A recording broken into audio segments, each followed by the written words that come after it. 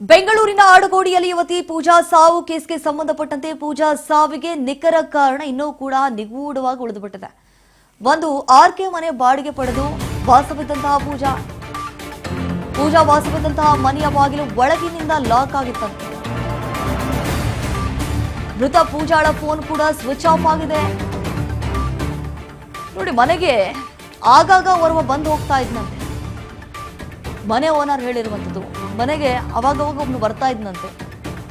ಸದ್ಯ ಪೂಜಾಳ ಸಿಡಿಆರ್ ಪರಿಶೀಲನೆ ಕೂಡ ನಡೆಸುತ್ತಿದ್ದಾರೆ ಪೊಲೀಸರು. ಮೊಬೈಲ್ನಲ್ಲಿ ಸಾವಿನ ರಹಸ್ಯ ಇದೆಯಾ ಇಲ್ಲವಾ ಈಗ ಪತ್ತೆ ಹಚ್ಚುವಂತಹ ಕೆಲಸಕ್ಕೂ ಕೂಡ ಪೊಲೀಸರು ಮುಂದಾಗಿದ್ದಾರೆ. ಪೂಜಾ ಮೃತದೇಹ ಮರಣೋತ್ತರ ಪರೀಕ್ಷೆಗೂ ಕೂಡ ರವಾನೆ ಮಾಡಲಾಗಿದೆ. ಮರಣೋತ್ತರ ಪರೀಕ್ಷೆಯಲ್ಲಿ ಸಾವಿನ ಪ್ರಾಥಮಿಕ ಮಾಹಿತಿ ಗೊತ್ತಾಗತ್ತೆ. ಇದು ಆತ್ಮಹತ್ಯೆನೋ ಅಥವಾ ಕೊಲೆಯೋ ಅನ್ನುವಂಥದ್ದು ಪ್ರಾಥಮಿಕ ತನಿಖೆಯ ನಂತರ ಮತ್ತಷ್ಟು ವಿಚಾರಗಳು ಬಯಲಿಗೆ ಬರುವಂತಹ ಸಾಧ್ಯತೆ ಹೆಚ್ಚಾಗಿದೆ. ಯಾವ ರೀತಿ ಪೂಜಾ ಸಾವನ್ನಪ್ಪಿದ್ದಾಳೆ ಅನ್ನೋದು ವೇಟ್ ಮಾಡ್ತಿದ್ದಾರೆ ಪೋಸ್ಟ್ ಮಾರ್ಟಮ್ ರಿಪೋರ್ಟ್ಗೋಸ್ಕರ.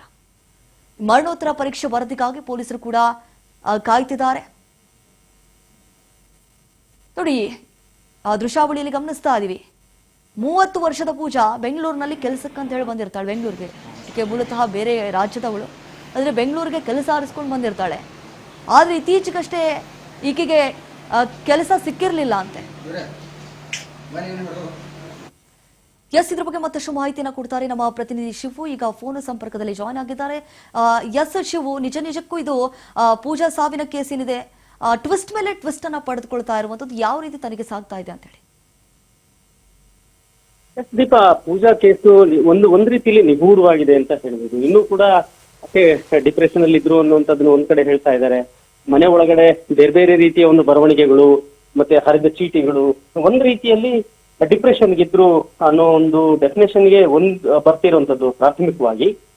ಅದರ ಜೊತೆಗೇನೆ ಈಗ ಅಲ್ಲಿ ಇರುವಂತಹ ಎಲ್ಲಾ ಸಾಕ್ಷ್ಯಗಳನ್ನು ಕೂಡ ಕಲೆ ಹಾಕ್ತಾ ಇದ್ದಾರೆ ಪೊಲೀಸರು. ಅಲ್ಲಿ ಒಳಗಡೆಯಿಂದನೇ ಮನೆಯ ಡೋರ್ ಲಾಕ್ ಆಗಿತ್ತು, ಅದು ಹೇಗ್ ಸಾಧ್ಯ? ಮತ್ತೆ ಈಕೆಗೆ ಫೋನ್ ಸ್ವಿಚ್ ಆಫ್ ಕೂಡ ಆಗಿತ್ತು. ಈ ಫೋನ್ ಸ್ವಿಚ್ ಆಫ್ ಆಗಿರೋದು, ಮನೆ ಒಳಗಡೆ ಡೋರ್ ಲಾಕ್ ಆಗಿರೋದು, ಮತ್ತೆ ಒಳಗಡೆ ಇದ್ದಂತಹ ಒಂದು ಚಿತ್ರಣ, ಈ ಎಲ್ಲವನ್ನು ಕೂಡ ಪೊಲೀಸರು ಅನಲೈಸ್ ಮಾಡ್ತಾ ಇದ್ದಾರೆ.